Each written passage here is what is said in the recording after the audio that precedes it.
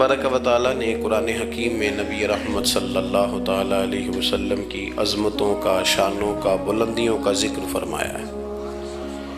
उम्मत मुस्लिमा ने और उम्मत के मुफस्सिरीन ने, उलमा ने नबी पाक सल्लल्लाहु तआला अलैहि वसल्लम की हर अज़मत पर, सैयद आलम सल्लल्लाहु तआला अलैहि वसल्लम को अता की गई हर शान पर तफसील से कलाम फरमाया।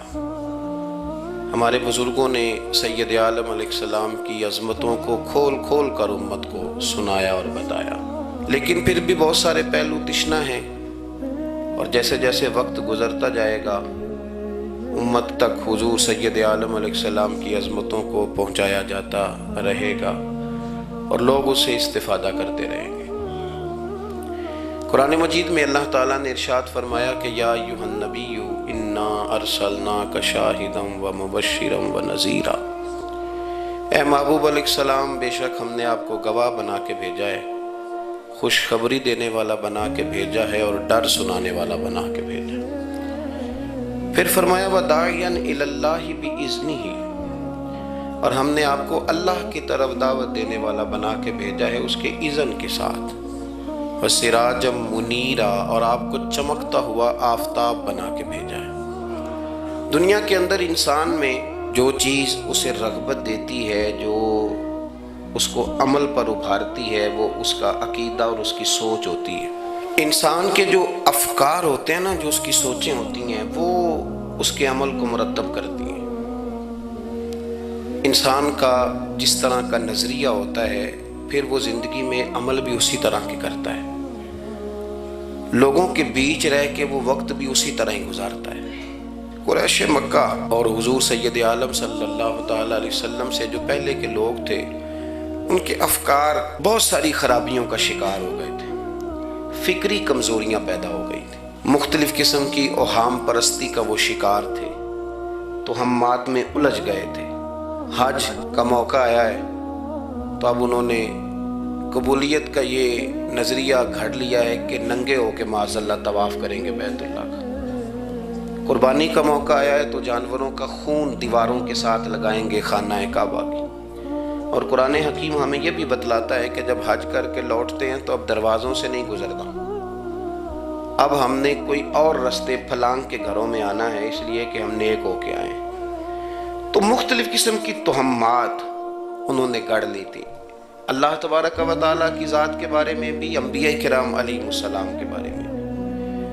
कुरान मजीद हमें कहता है कि यहूदियों ने जनाब उज़ैर अलैहिस्सलाम को अल्लाह का बेटा कहा, ईसाइयों ने माज़अल्लाह हज़रत ईसा अलैहिस्सलाम को अल्लाह का बेटा कहा। तो अफ़कार के अंदर जब इंसान के बहुत ज़्यादा खराबियाँ आ जाती हैं, यानी एक आदमी का ज़हन बन गया ना सारे लोग चोर ही हैं, तो फिर किसी से दोस्ती करना, किसी के साथ चलना, वक्त गुजारना उसके लिए दुश्वार ही नहीं मुहाल भी हो जाता है। और अगर इंसान महसूस करने लगता है ना कि यार नहीं ऐसा नहीं है, ये मेरे रसूल करीम की उम्मत है और हुजूर अलैहिस्सलाम ने फरमाया मेरी उम्मत कभी गुमराही पर जमा नहीं होगी, तो उम्मत में खैर है, हमें खैर को तलाश करना चाहिए। फिर इंसान आहिस्ता आहिस्ता नरम होने लगता है, लोगों को गुंजाइश देने लगता है और उनकी बातों को, उनकी कमज़ोरियों पर वो इस्तदलाल करता है कि यहाँ कमज़ोर पड़ गए होंगे, यहाँ ये मसला हो गया होगा। वो किसी ने कहा था कि जाने किस उम्र में जाएगी ये आदत मेरी, रूठना उससे तो औरों से उलझते फिरना। कई दफ़ा यूँ भी होता है। तो हमारे यहाँ अफ़कार में अगर हुस्न रहे, ताज़गी रहे, खूबसूरती रहे।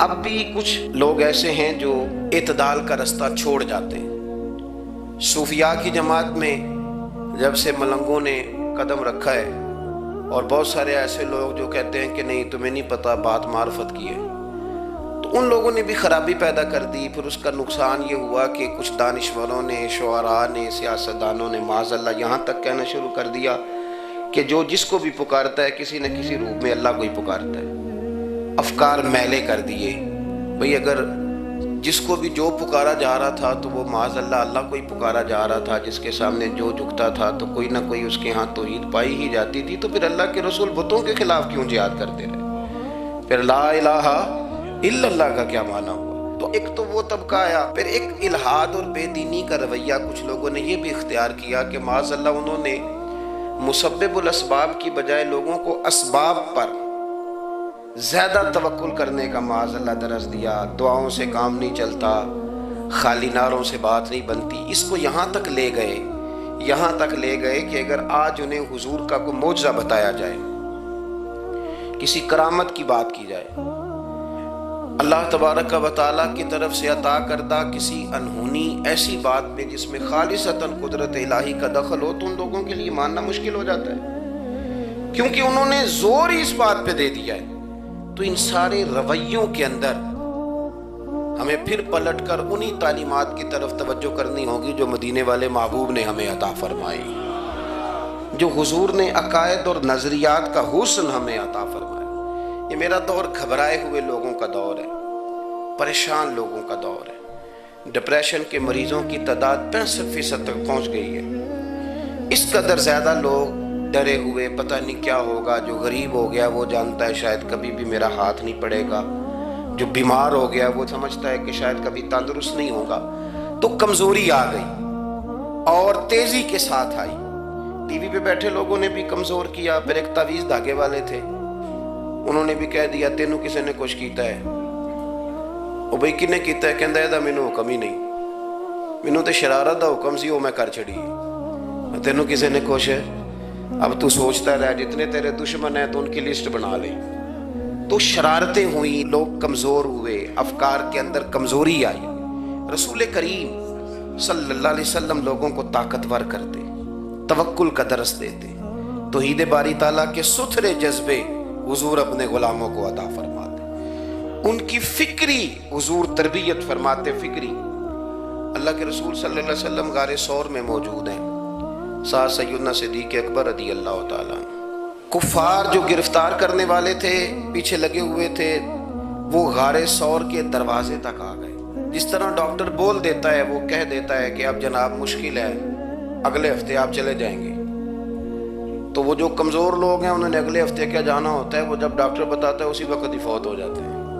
वो कहते हैं अगला हफ्ता तो लेट है, उसी वक्त ही समेट लेते हैं सामान्य सफ़र। और कुछ लोग ऐसे थे, डॉक्टर ने कहा कि जनाब आपकी रिपोर्ट्स बताती हैं कि आप बहुत जल्दी चले जाएंगे। तो उन्होंने कहा जनाब आप जो कह रहे हैं अपने इल्म के मुताबिक कह रहे हैं, पर होना तो वो है जो मेरा रब करीम चाहेगा। ये वो जज्बात हैं जो हमें रसूल करीम अलैहिस्सलाम ने अता फरमाए। देखो हज़रत अबू बकर सिद्दीक़ रज़ी अल्लाह ताला अन्हु के साथ हुजूर गारे सौर में मौजूद है। कुफ़ार जो गिरफ्तार करने वाले हैं वो दरवाजे तक आ गए, बिल्कुल दरवाजे तक। और जनाब सिद्दीक़ अकबर रज़ी अल्लाह ताला अन्हु उनको देखकर थोड़ा सा घबराए, अपने लिए नहीं, ज़ाते मुस्तफ़ा के लिए घबराए, कहीं हुजूर को कोई तकलीफ ना पहुंच जाए। थोड़ा घबराए, या रसूल अल्लाह वो तो करीब आ गए, और अगर उन्होंने पैरों की जानिब झुक कर देखा तो हमें देख लेंगे। बिल्कुल सराहने पहुंच गए, ये आ गए, खड़े हो गए, और दरमियान में पर्दा क्या है? मकड़ी का जाला। और मकड़ी का जाला फूंक से भी उड़ जाता है, तो मकड़ी का जाला बीच में। हुजूर वो तो पहुंच गए, जरा झुक करके देखेंगे तो वो तो हमें पकड़ लेंगे। अब ये वक्त तरबियत है, और वो तरबियत जो महबूब ने अपने उस अजीम सहाबी की फरमाई, उस तरबियत को मेरे रब करीम ने कुरान मजीद में बयान फरमाया। हुजूर फरमाते हैं, रब फरमाता है कि फरमाया महबूब ने फरमाया ला तहज़न, अबू बकर घबराना। ये एक मौका होता है जब इंसान को घेर लेती हैं मुश्किलात चारों जानिब से, और जो भी आता है वो उसे मायूस ही करता है। लेकिन हालात के सहमे हुए लोगों को बता दो, हालात बदल जाते हैं, एक जैसे नहीं रहते। कहा ला तहज़न, अबू बकर घबराना। क्यों?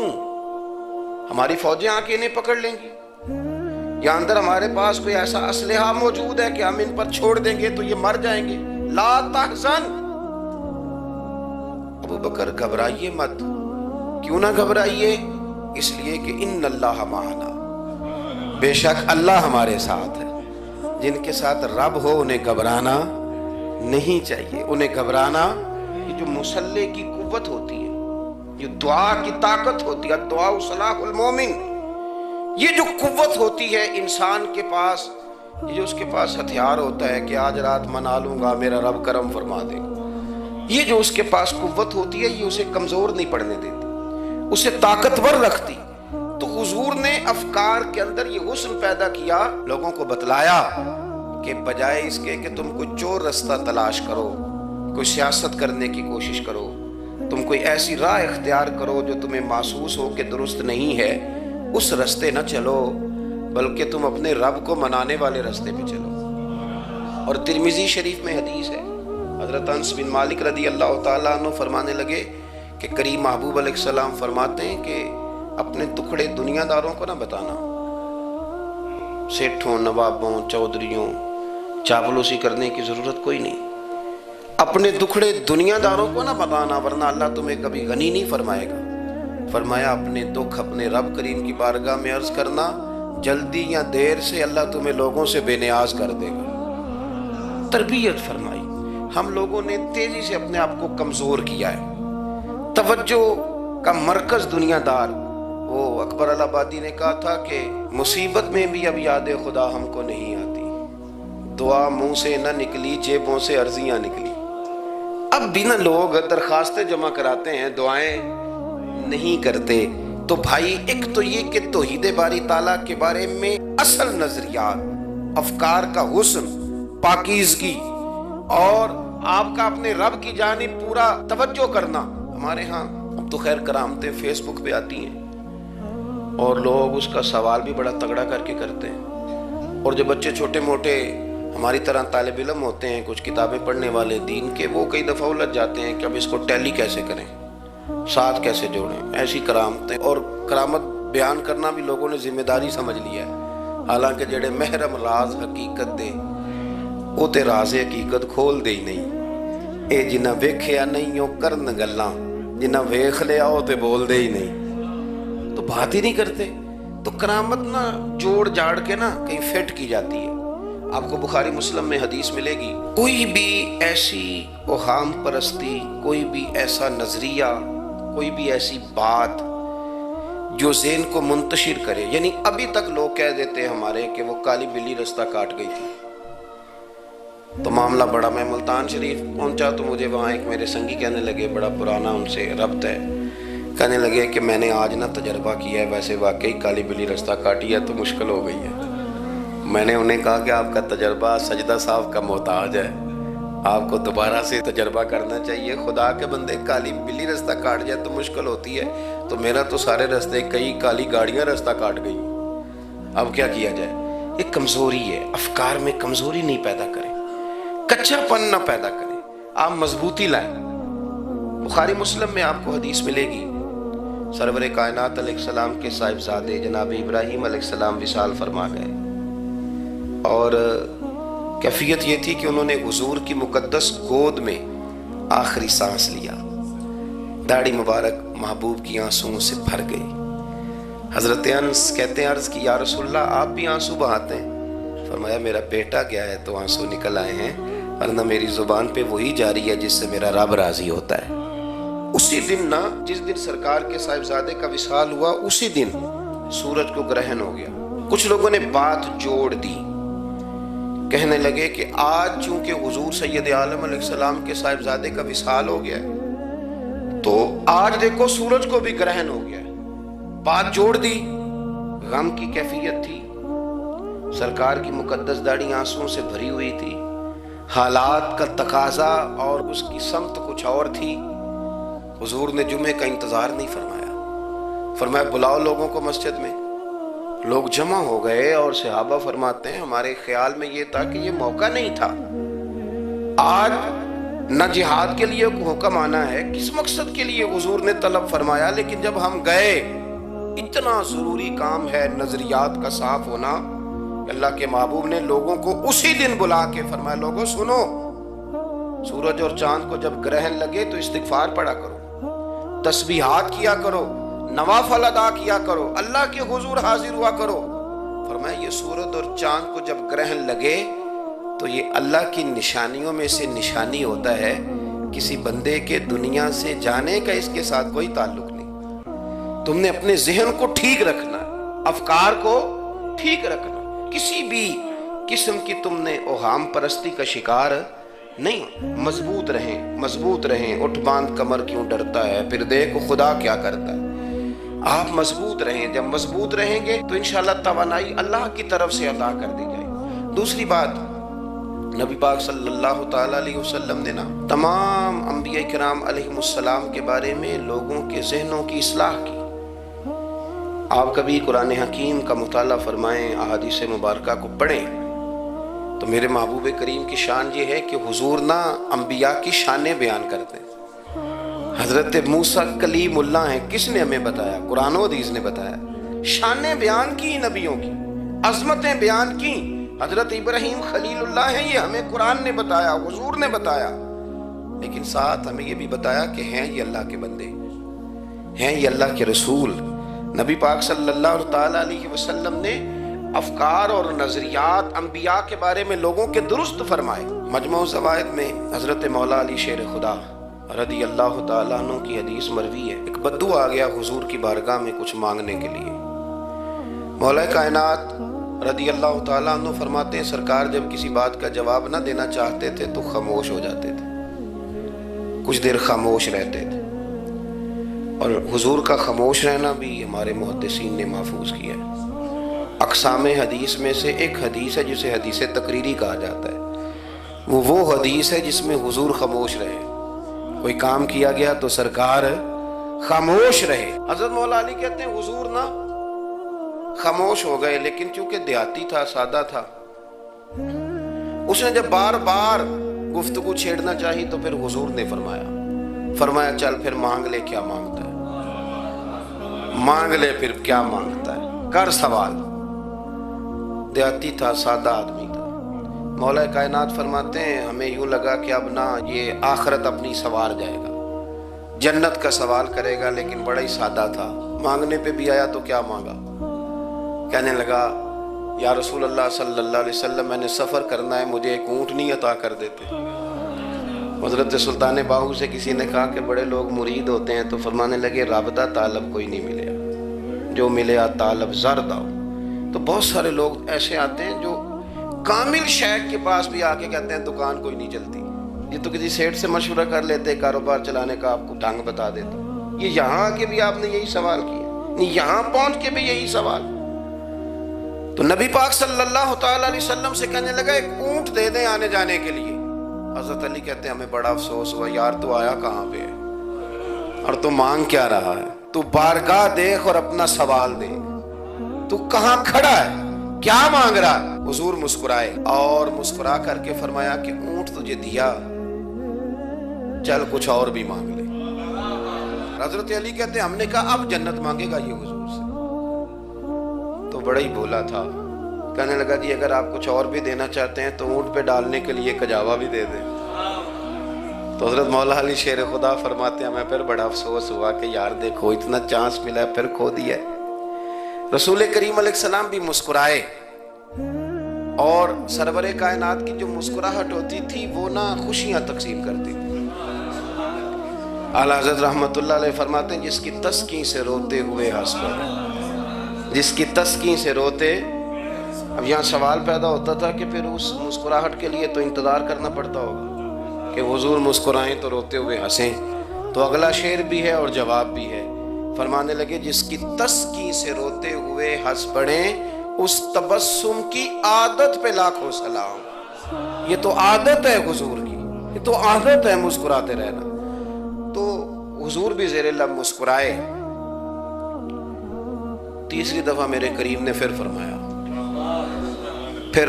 فرمایا چل مانگ لے کچھ، تجھے ایک چانس اور دیتے ہیں۔ پر مولا کائنات فرماتے ہیں بڑا ہی بھولا تھا، تیسرا چانس ملا، گویا گولڈن چانس ملا، لیکن پھر بھی وہیں کا وہیں رہ گیا۔ کہنے لگا ٹھیک ہے اگر آپ کچھ اور بھی دینا چاہتے ہیں تو میرا سفر لمبے آنے جانے کا خرچہ بھی دے دیں۔ اللہ اکبر۔ اب حضور عقائد کی بابت بتانے لگے کہ رسالت کے بارے میں، محبوب کے بارے میں عقیدہ کیسا ہونا چاہیے۔ تو حضور علیہ السلام فرمانے لگے تجھ سے تو وہ بنی اسرائیل کی بڑھیا ہی اچھی تھی۔ یا رسول اللہ صلی اللہ علیہ وسلم کون سی؟ تو حضور فرمانے لگے جناب موسیٰ علیہ السلام کو حکم ہوا ہجرت کریں تو آپ جانے لگے، تو پھر ارشاد خداوندی ہوا کہ جہاں حضرت یوسف علیہ السلام مدفون ہے آپ کا مزار پر انوار ہے. اگر آپ کو جانا ہے تو پھر ان کے تابوت کو بھی آپ نکال کر کے ساتھ لے جائیں. حضرت سیدنا موسیٰ علیہ السلام نے لوگوں سے پوچھا تمہیں پتہ ہے جناب یوسف کا مزار کہاں ہے؟ کسی کو نہیں پتا. ایک بوڑھی اماں ہے ضعیف العمر, اس کو خبر ہے. حضرت موسیٰ علیہ السلام نے اس سے کہا اماں تو بتائے گی کہ حضرت یوسف کا مزار کہاں ہے؟ تو کہنے لگی بتاؤں گی پر مفت نہیں بتاؤں گی. یہ حضور بیان کر رہے ہیں, بتاؤں گی پر فری میں نہیں بتاؤں گی, میں نا مفت تھوڑی بتاؤں گی. فرمایا چل تو اپنی قیمت بتا بتانے کی. تو کہنے لگی میں اس شرط پہ جناب یوسف کے مزار کا پتہ بتاؤں گی کہ آپ مجھے جنت میں وہ والا گھر دیں گے جس کے پڑوسی جناب موسیٰ علیہ السلام ہوں. آپ کے پڑوس میں گھر چاہیے. تجھ سے تجھی کو مانگ کے میں نے مانگ لی ساری کائنات.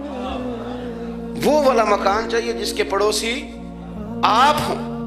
تو حضرت موسیٰ کلیم فرمانے لگے اماں چل جنت مانگ, تو نبیوں کے قریب مکان مانگ رہی ہے, وہ تو بڑا اونچا درجہ ہوگا, تو بڑی دور پہنچ گئی, اتنی بڑی سوسائٹی میں پلاٹ مانگ لیے, وہاں پہنچ گئی.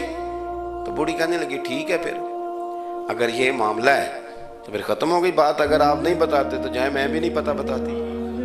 جب وہ اڑ گئی, ٹھہر گئی, اور اڑی بھی کس طرح, یہ بھی میرے اللہ کی توفیق. میری طلب بھی تو تیرے کرم کا صدقہ ہے, میری طلب بھی تو تیرے کرم کا صدقہ ہے. یہ پاؤں اٹھتے نہیں بلکہ یہ اٹھائے جاتے ہیں. تو وہ کہنے لگی میں نہیں پھر بتاتی, آپ کسی اور سے پوچھ لیں. جناب موسیٰ خاموش ہوئے تو ارشاد خدا بندی ہوا کلیم اپنے پڑوس میں مکان دینے کا وعدہ آپ کر لیں اور مکان انہیں میں عطا کر دوں گا. تو حضور سید عالم صلی اللہ تعالیٰ علیہ وسلم نے اس بدو کی موجودگی میں تربیت فرمائی صحابہ کی. یہ چیزیں بھی حضور نے عطا فرمائی. لیکن جب تمہیں کہا جائے مانگو تو پھر یہ کریم رسول کا دروازہ ہے. مانگیں گے مانگے جائیں گے اور منہ مانگی پائیں گے. سرکار میں نہ لا ہے نہ حاجت اگر کی. تو افکار کا حسن, نظریات کی پاکیزگی. ہمارے ہاں نا آج کل جو ہمیں لیکچر دیے جاتے ہیں نا, بالخصوص جو طلباء سائنس پڑھتے ہیں, تو وہ جب سوالات اٹھاتے ہیں تو اس میں کچھ ایسی چیزیں بھی آتی ہیں. یہ ابھی کورونا کے حالات جب پچھلے دنوں چل رہے تھے تو اس وقت 2-3 قسم کے لوگ ہوئے. ایک تو وہ ہوتے ہیں جو بالکل نہیں ڈرتے, کہتے ہیں وہ چھوڑو جو ہوگا دیکھا جائے گا. اور ایک وہ ہوتے ہیں جو اتنا ڈرتے ہیں کہ بیچارے اپنے سائے سے بھی ڈرنے لگ جاتے ہیں. تو یہ دونوں باتیں جو ہیں یہ درست نہیں ہیں. درست کیا ہے کہ آپ احتیاط بھی کریں گے پر بھروسہ اپنے رب کریم کی ذات پر کریں گے, بھروسہ اللہ پر. تو لوگوں کو ڈرایا جاتا ہے اور جو خوف پھیلایا جاتا ہے ہمارے ہاں وہ بڑا عجیب قسم کا انداز ہے. قبر کو کھڑکی کوئی نہیں ہوتی, دروازہ کوئی نہیں ہوتا, آکسیجن کیسے جائے گی. یا آپ کبھی ٹویٹر پر مختلف بڑے لوگوں کے پیغامات دیکھیں تو موت کے بارے میں جب وہ چیزیں شیئر کرتے ہیں تو عجیب سا رنگ اس کا محسوس ہوتا ہے کہ اللہ جانے یہ بیچارہ کہاں کھڑا ہو گیا. اور خوف, اور لوگ اس کا ذہن بنا کے ڈرتے ہیں. ڈرنا چاہیے, ضرور ڈرنا چاہیے, لیکن ایک بات یاد رکھیں, حضرت مولا علی فرمایا کرتے تھے کہ ڈرنا تو اپنے اعمال سے چاہیے اور ان کو درست کرنا چاہیے. ڈرنا تو اس چیز سے چاہیے کہ کیا ہم نے وہ راستہ اختیار کیا ہے جو قبر کو بالکل تنگ کر دے گا, جو جہنم کے گڑھوں میں سے گڑھا بنا دے گا. اگر وہ راستہ ہے اور اس پر آپ چلے ہوئے ہیں, آپ سخت ہو گئے ہیں, آپ نے سوچنا چھوڑ دیا ہے, آپ نے حقوق العباد کے معاملے کو ترک کر دیا ہے, آپ اپنی طبیعت کے لحاظ سے لوگوں کو ستانا مشغلہ بنا بیٹھے, آپ حلال حرام کی تمیز چھوڑ گئے, نگاہوں کی صفائی سے لے کر رزق حلال کو پیٹ میں لے جانے تک اگر غیر محتاط ہو گئے تو پھر تو خوف کھائیں. لیکن یہاں ان نظریات کی بابت جو حضور نے ہماری تربیت فرمائی, تو حضور نے ہمیں یہ نہیں فرمایا کہ میرا مومن ہو تو تم اسے کھڈے میں چھوڑ آؤ گے, ہو زندگی تقوی اور محتاط رہ کر گزارنے والا اور تم اسے کھڈے میں چھوڑ آؤ, یہ نہیں ہے. بلکہ فرمایا جو میرے مومن کی قبر ہوتی ہے روضہ تم من ریاض الجنہ, وہ تم اسے نا کھڈے میں نہیں چھوڑ کے آئے, باغ میں چھوڑ کے آئے ہو. آپ باغ کا تصور کریں پھر قبر کو سوچیں. نہیں, باغ میں چھوڑ کے, اور باغ بھی معمولی نہیں, جنت کے باغوں میں سے باغ, جنت کی کیاریوں میں سے روضۃ من ریاض الجنہ. اب ذرا اس اینگل سے آپ اپنی قبر کو سوچیں, اس رویے کے ساتھ. اگر قبر آپ کی جنت کا باغ ہے تو باغ میں جاتے بندہ ڈرتا تو نہیں، اور باغ اتنا حسین ہے کہ جس میں پہلی آنکھ کھلے گی تو پہلی نظر اٹھے گی تو مدینے والے محبوب کا چہرہ نور نظر آئے گا، اتنا شاندار باغ ہے۔ آپ اس کی رعنائی، اس کا حسن اور اس کی خوشبو کو ملاحظہ فرمائیں۔ تو حضور نے نا ہماری تربیت فرمائی۔ میں اکثر کہا کرتا ہوں احباب سے کہ انسان 10-15 سال کے بعد پردیس سے واپس لوٹے اور ماں اگر موجود ہو نا گھر میں، اتنا تگڑا استقبال کرتی ہے کہ مزہ آ جاتا ہے، اس کا بس نہیں چلتا، مکان بھی نہیں بنا دے، فلانی چیز بھی نہیں لے آؤ، میرا پتر آ رہا ہے، فلانی بھی۔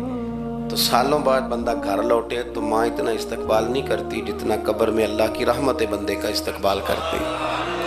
اس لیے جب یہ سوچ بن گئی تھی نا صحابہ کی حصول جنت کی، تو پھر ان کو لگاؤ ہو گیا تھا، پھر دنیا کی زندگی، جاہ و جلال، مال و دولت اتنا زیادہ وقت نہیں رکھتا تھا ان کی نظر میں۔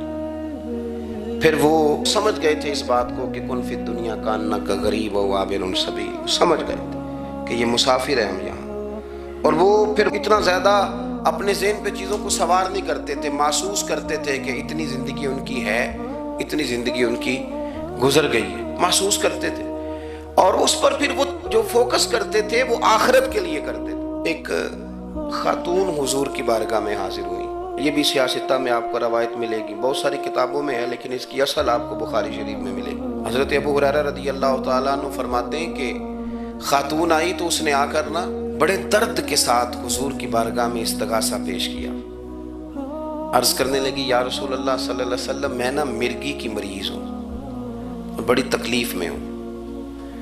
یہ جو مرگی کا مرض ہوتا ہے یہ اعصابی بھی ہے، جسمانی بھی ہے، ذہن کو کنٹرول کرتا ہے، اور انسان جسمانی طور پر بھی بالکل اس وقت جب دورہ ہوتا ہے مفلوج ہو جاتا ہے، ذہنی طور پر بھی خوشی غمی آنا جانا دشوار ہو جاتا ہے انسان کے لیے۔ تو وہ خاتون عرض کرتی ہے یا رسول اللہ صلی اللہ علیہ وسلم، مجھے مرگی ہے، کریم آپ دعا فرمائیں، رب مجھے شفا عطا کر دے۔